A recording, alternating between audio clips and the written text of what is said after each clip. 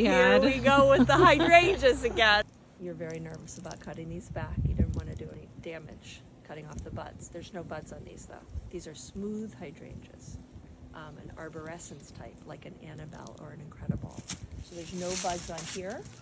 These form their buds for the flowers in the current year of growth. So next summer, there will be new buds.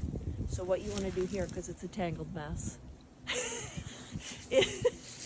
is, and there's so many and they keep spreading, so they're very vigorous, which is good if you want to move them around. But anyway, I'd blow this whole thing down to like 1.5 feet off the ground. This is a macrophylla, okay? Okay. Unlike this, which is an arborescence type, don't touch. Pruning, don't touch. Okay. You can bring this down to the ground. It's very confusing because they look so similar, right? The leaves are different, okay?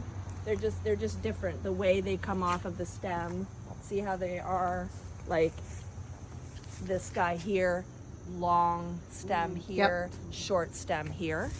Okay, see that? Mm-hmm. So there's no buds on this. You were like, are there buds? I don't want to cut them off. No, there's no buds. It's got branches, it's got a trunk coming out of the ground, and this stays structurally